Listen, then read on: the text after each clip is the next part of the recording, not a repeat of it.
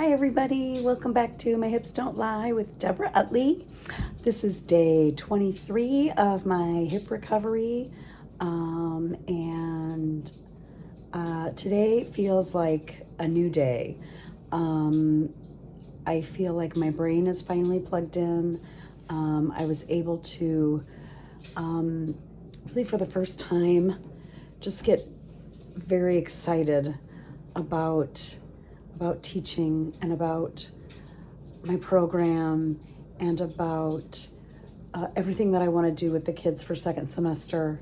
Just a few days ago, it's been such an overwhelming time. I felt so overwhelmed. I felt not ready. I felt unable to concentrate.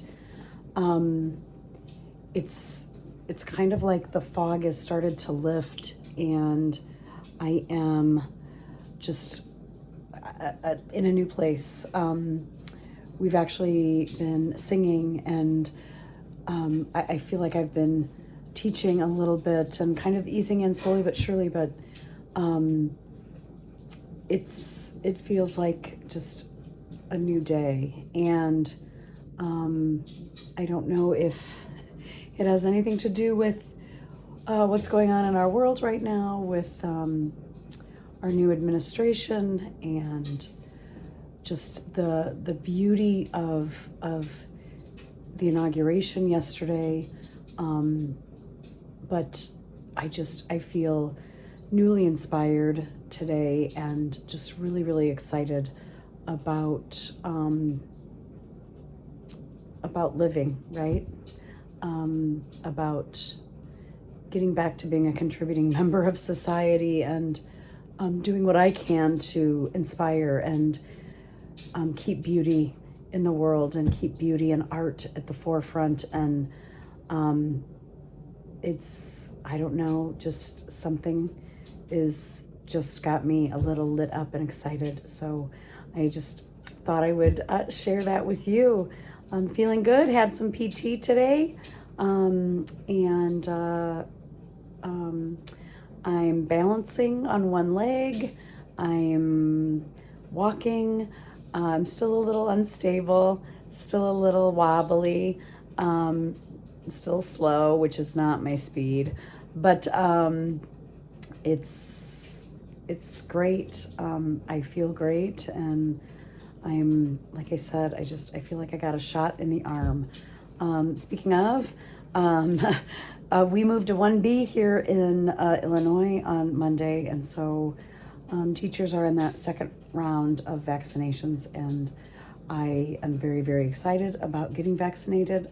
I know it will still take some time, but I'm very excited for all of us, and I just think we're almost there, y'all. We're almost there, and I know that we're all so COVID fatigued and so desperate to live. And it's funny, I was going through some pictures last night. I could not fall asleep last night, so I was looking at some pictures and just kind of going through my history, and I was like, man alive, I feel like physically, like I feel like I look, and I even have makeup on today, but I feel like I look not vibrant. And I was looking at these pictures, and I'm like, oh my gosh, I look so alive. And it's because I was alive and I was living, right? And out and about and in society and at work. And I'm like, gosh, I want to get back to that. I want to get back to some of the glamorous things that I have done and do, and my self-care, and I really just want to get back to it. And I'm sure so many of you out there do too, right? So anyway, here's to getting back out there soon. I thought tonight I would kind of continue from the past, and I spoke to you the other night about my time with my very first foster family, and then my little bonus episode of my time as a little thief. But I don't remember the day or the days I was told I was going to be moving out. And I'll be honest, I don't really remember the leaving of that first wonderful family, but I remember the entering into my new family. So I left my first family after they, since I moved in with them near the end of spring of fifth grade, I completed sixth grade completely with them. And it was the end of, I finished sixth grade and I was going to be moved into my new family for seventh grade. So I left Bluegrass and my school there and the friends that I had made. And I came back to Davenport, but a different part of Davenport. So my new school was going to be Sudlow Junior High, and it was in more of East Davenport. So just another new school, new friends, new people, and of course, completely new family. Like I said, I don't remember the sadness of leaving my family.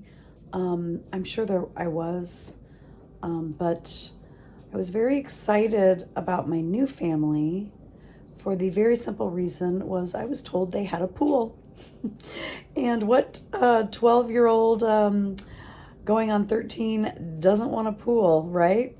So I was excited, and I was going to have some new siblings. When I was with my first family, I was the oldest. I was older than my new siblings there.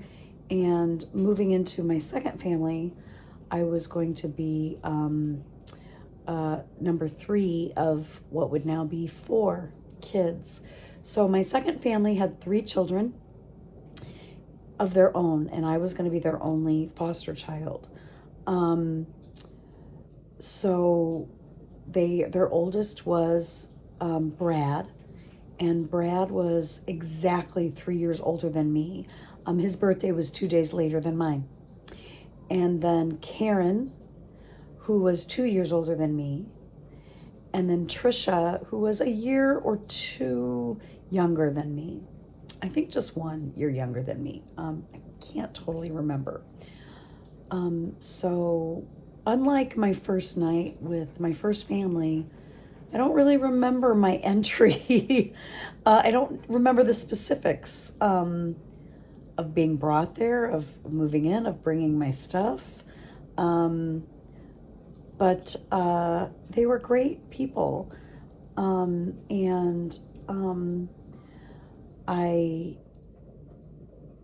instantly was like excited about having these older siblings. Brad was awesome. He was adorable, and was a drummer, and his bedroom was upstairs on the main level of the house, and he had drums in his room, and Trisha was upstairs, like in like an attic, and I'll be honest, I can barely even remember what that space looks like. I remember the rest of the house, but I didn't really ever go up there very much. I didn't have to. And then Karen had this awesome bedroom downstairs. It was so cool. And then there was like a family space, TV, couches and stuff. And then my room was going to be this basically spare bedroom. So this spare bedroom it had absolutely no privacy. So there was also a laundry room down there.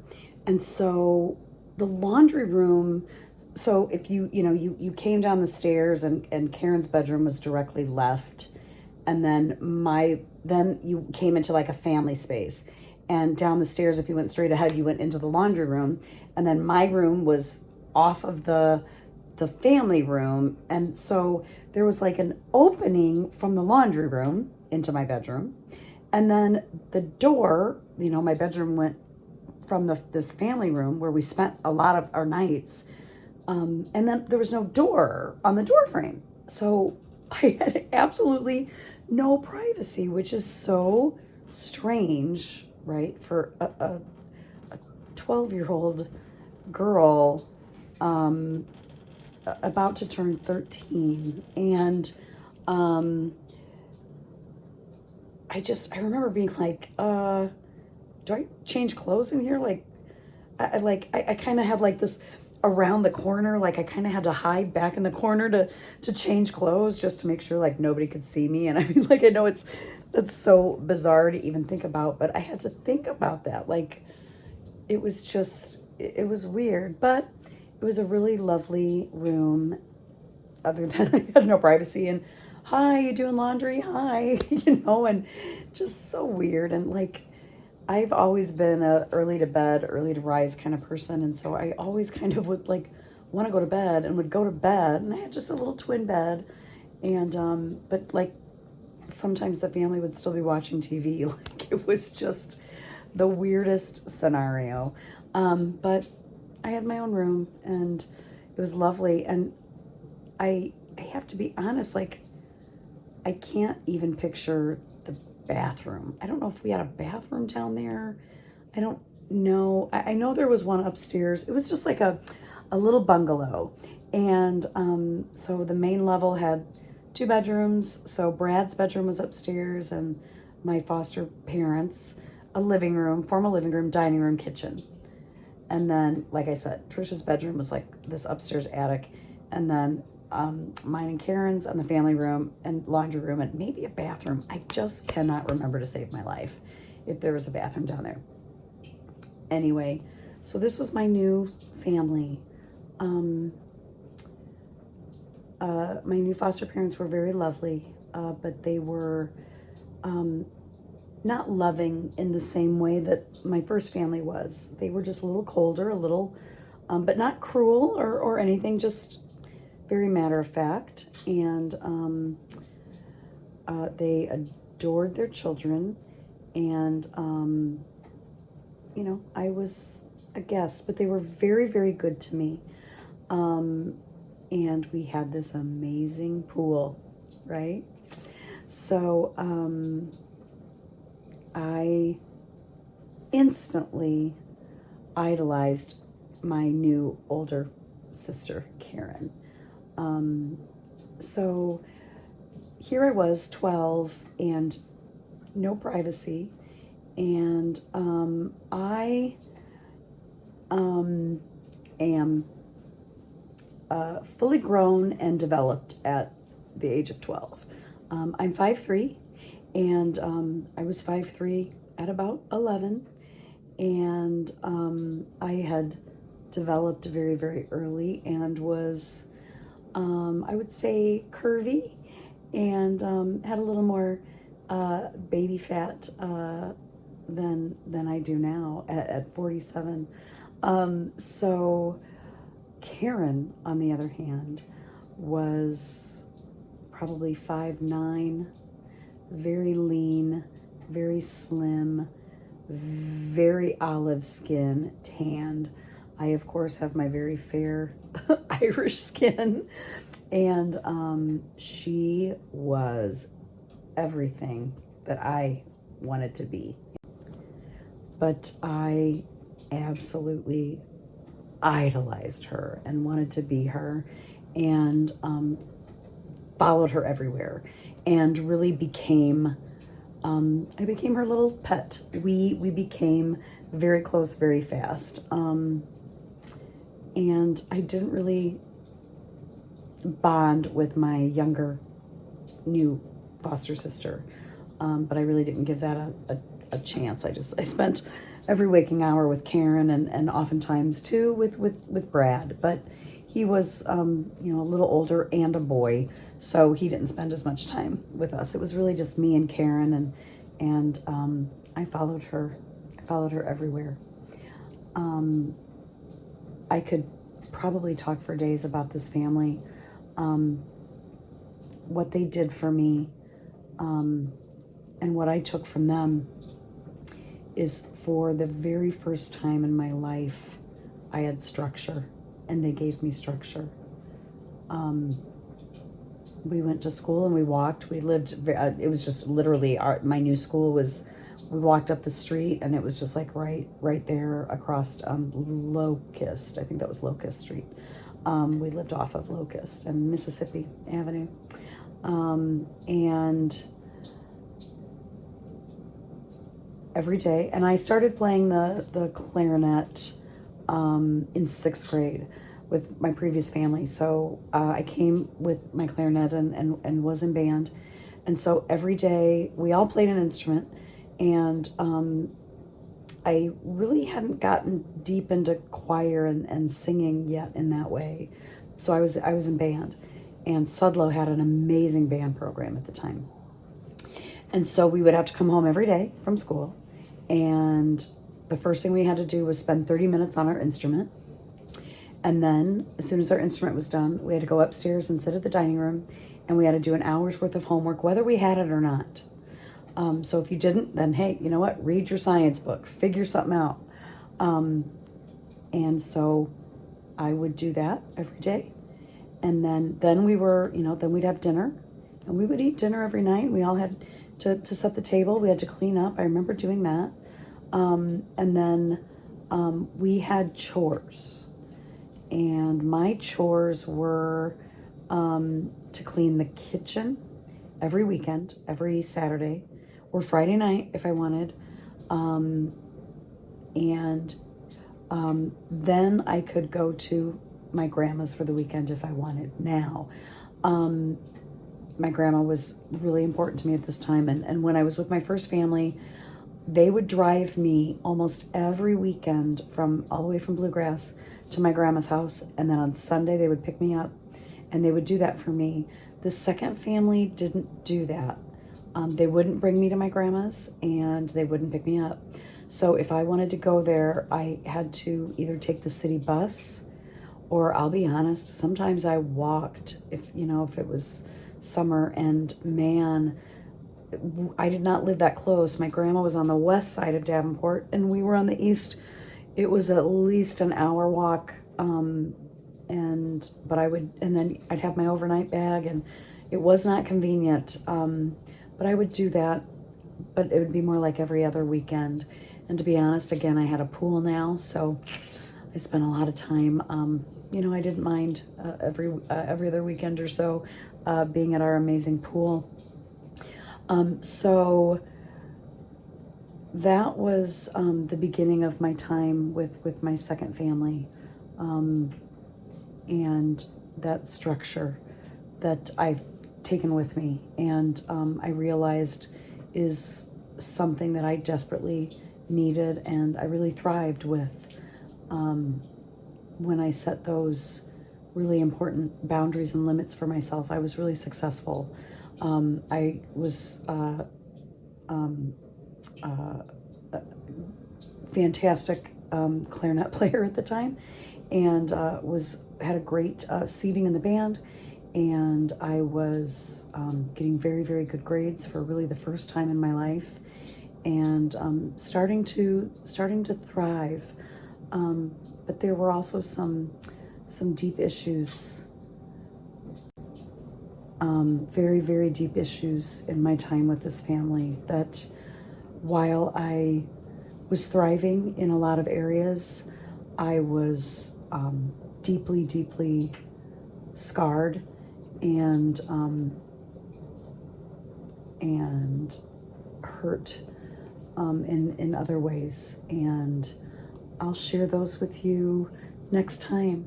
So thanks for being here with me at My Hips Don't Lie with Debora Utley, and for all your support and all your comments and messages to me. And I just enjoy this time with you so very much. And it's really been a blessing to me. So I wish you a day like I had today, of inspiration, of joy with my students, and joy with my job and my career, and the people that I work with, enjoying my time with them today, and in Zoom meeting, of course, not in real life. And continuing to work on my health and my repair, and just a feeling of joy today. I really hope that for all of you, and I'll see you next time. Okay, bye.